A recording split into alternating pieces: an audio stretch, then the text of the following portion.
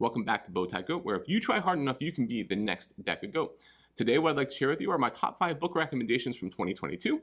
And I've gone through my books that I've read this year, and I've really thought about which career cluster for Deca they might fit into, and which might give you enough outside experience to help you on your Deca success journey. The Bowtie Goat Top Business Management and Administration book of 2022 is Jerks at Work: Toxic Coworkers and What to Do About Them by Tessa West. Full disclosure, of all the Deca career clusters, I know the least about business management and administration, and it's the one that, frankly, I haven't had to teach a lot of, and frankly, I don't find as much enjoyable. So I did a lot of reviewing of books in 2022, thinking about a book that could really help me hone my practice and my understanding, and Tessa West's book is fantastic. West is a psychology professor at NYU, and she does a lot of work studying interpersonal and interwork communications. In her book, she's identified 7 types of jerks at work, including the micromanager, the bulldozer, the gaslighter, which I think are the 3 that most apply to your Deca experience. And she goes through in her book how to identify them, what to do about them, and then if you're an employee, the boss, or just a coworker, how you navigate through those relationships. When I first picked up this book, Jerks at Work, I was a little concerned that I wouldn't be all that interested in reading the content. It's not something that I enjoy wholeheartedly. But what I found really outstanding about Tessa West's writing is it's very direct and very specific, giving you very actionable tips that you can use either in your real life or in your role play scenarios you're going to look at. So each section identifies one particular jerk: the micromanager, the gaslighter, or the bulldozer. Again, the 3 that I think apply best to Deca. She goes through what it is and how to identify it, how to self-identify if it might be you, and then also what to do about it if you're the boss, the coworker, or the employee.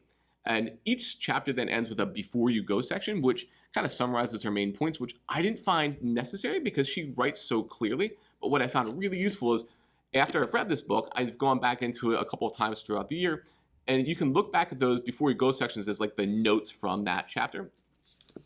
This book would be fantastic for those of you doing the business management and administration role plays or scenarios so that you can get a better understanding of how to navigate through some of those interpersonal communications.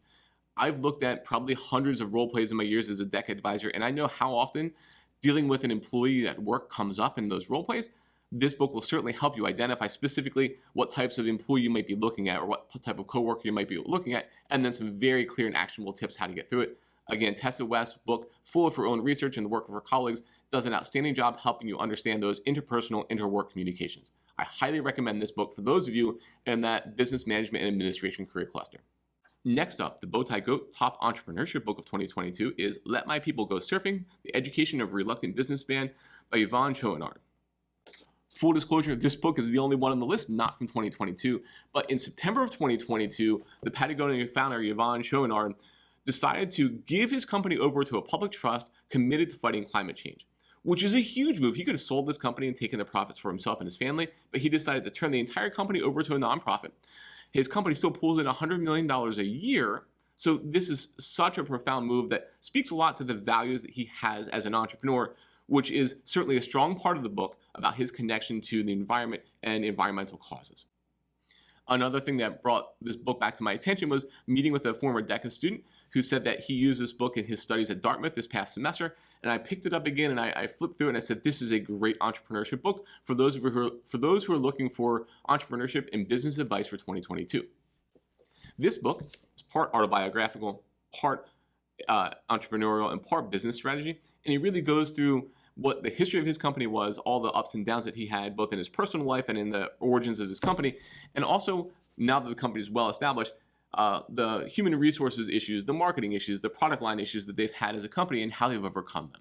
For anyone looking at entrepreneurship, this would be a great book to read. In fact, one of my favorite early snippets in the book was how he compared entrepreneurs to juvenile delinquents because they both have a hard time not breaking the rules. And if you read or follow the stories of any entrepreneurs, you can see that in their early lives as well. But this book really details how he grew an idea and a love of his into a value-based company that is serving the interests and serving the people that he works with every day. Selfishly, I was very interested in reading this book. Being interested in the outdoors myself and understanding a little bit more about the Patagonia brand was really interesting to me. But you don't have to be that interested in outdoor life or Patagonia per se to get a lot out of this entrepreneurship book. If you like to learn about entrepreneurial leadership and value-based leadership, read about what Yvonne Chouinard did with Patagonia. It's my top entrepreneurship pick of 2022. Next up, the Bowtie Goat Top Finance Book of 2022 is Can't We Just Print More Money? Economics in 10 Simple Questions by Rupal Patel and Jack Meaning. This book jumped off the shelf at me in 2022.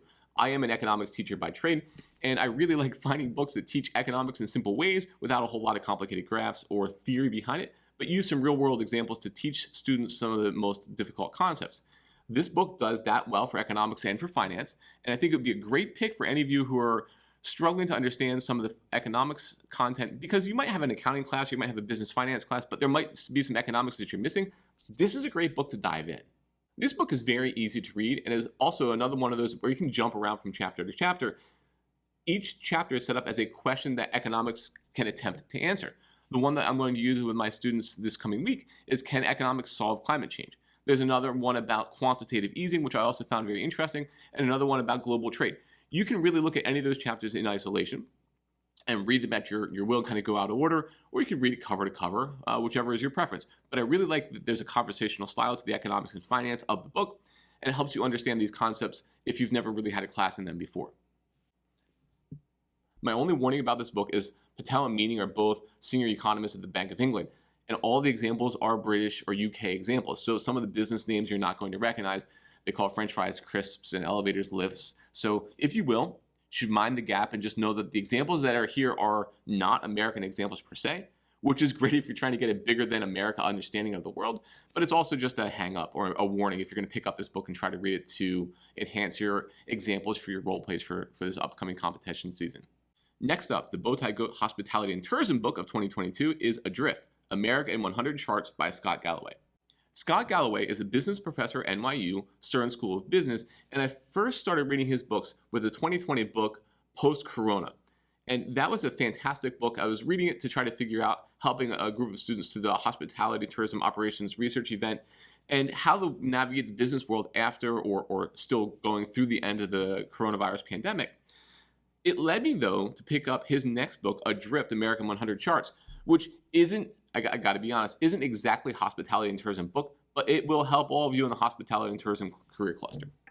While this book isn't specifically about hospitality and tourism, it will help anyone in that career cluster or anyone really in DECA understand how the business world has changed and has been shaped over the last 70 years and where we're headed. He takes 100 charts and puts together like a 1 or 2 paragraph analysis of each chart. He organizes all of those data visualizations into 10 big themes. And I got to tell you, they are sort of gloom and doom. So chapter number 9, though, is possible futures, and chapter number 10 is what we must do. What I really like about Galloway's work is while he's a little bit more doom and gloom, he always proposes where we go from here. And it's always a bright future. If we do the following things in business, if we do the following things in our work world, we can make the world a better place. So again, I highly recommend this book, not just for those of you who are in hospitality and tourism, though I do think there's a lot of great information in this for you. I recommend this for everybody who's interested in looking at data visualization. There is one thing you should know about this book before you pick it up off the shelf. Galloway is focusing on policies that the government can do to help businesses along, both to support businesses and in some cases to pull back and let businesses grow. So there is a political bias in this book. Full disclosure, it happens. But that doesn't get in the way of the content. But since he's providing you a chart and then a 2-paragraph analysis with each chart, please know that there is going to be some Galloway political bias in this book. I still think it's fantastic to look at if you're trying to understand the business world over the past 70 years and where he thinks we'll go with our futures and what we can make of it. Saving the best for last, the Bowtie Goat Top Marketing Book of 2022 is Influence is Your Superpower, The Science of Winning Hearts, Sparking Change, and Making Good Things Happen by Zoe Chance. So of all my book recommendations, I've tried to find one for each career cluster, and this last one is for marketing career cluster, but saving the best for last, this was my most favorite book of 2022. Zoe Chance is a professor in the Yale School of Management and runs a fantastic marketing class about influence and power in marketing. This is a great book for anyone in DECA, but specifically those of us who are in marketing. And it's also a super fun book to read. This is another book like Jerks at Work or Can't We Just Print More Money that you actually can read out of order. Chance writes about 9 specific topics in this book, and then so there are 9 chapters about a deep dive into what that topic is and how the influence could be used to sell people on ideas or convince people of ideas. And then They're actually half chapters, which are shorter, 2 or 3 pages, that goes into a real world deep dive example of what she means about that work. So supremely easy to read and pick and choose from. However, and she acknowledges that in the introduction, however, I do think it is easiest to read front to back because she does make references between chapters, which does make it a little bit harder sometimes to figure out what she means in a later chapter if you've read them out of order. Reading this book has really made me think about the influence you can have in your DECA judge, in your role play, or your written event presentations. Because when you think about it, let's fast forward the whole way to when you're a finalist at ICDC. Those finalists at ICDC know all of the content about either their prepared presentation or about their role play performance indicators. And their judge is going to hear roughly 20 very similar sounding presentations. So what do you do to make yourself stand out? Zoe Chance really goes into, well, how to use your influence, how to convince people about your ideas, and what not to do with your ideas. That I really do think when you get to that finalist stage at ICDC, first off, it's probably a little bit of a dice roll about who ends up first, second, or third, because you're also very good. But I also think that there's a lot of work that can be done to use your influence in the positive way to really get your judge to remember you. Her book is so good that I really think that we could take the ideas in this book and run some role play workshops to get you to practice those tips or those techniques to try to make your role plays the best they can be, in addition to knowing all the content, because we can't forget that part too. Approximately 1/3 of all the events in DECA are in that marketing career cluster. So yes, 1/3 of you definitely should be reading this book. However, the rest of you should read it as well, because you're all doing presentations, you're all thinking about the influence that you can have on your DECA judge. This book is so good that even beyond DECA, you want to think about getting your first research grant at university, or getting your first job, or even if it's just selfishly getting to the DECA stage, this book can help you with tips for the influences that you're going to need to help make your path to success smoother. Again, I can't say it enough. Of all the books on my list, this is the one that everybody should definitely read. So that rounds out my best books of 2022. If you're looking to get an edge in competition this year, I recommend picking up one of these books, either specific to your career cluster or Zoe Chance's book, Influences Your Superpower. Any of those are going to help you get the edge and really help you on your DECA success journey. With all that in mind, I actually plan on giving away all the copies of these books this year, except this one, because this one I've written so many notes in, and I think we can make some cool role play workshops out of, that I'm going to hold on to this one because I think it's going to benefit all of us if I can keep this one on my shelf and help you understand role plays a bit better. But what you need to do to get one of these books is, first off, subscribe.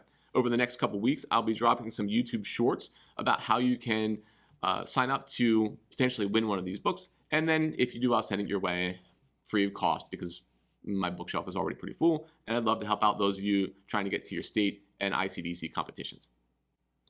Thank you all. If you have read some great books in 2022 and you want to drop a title down below, I'd love to check those out. Good luck on your DECA success journey, and I can't wait to see you at ICDC.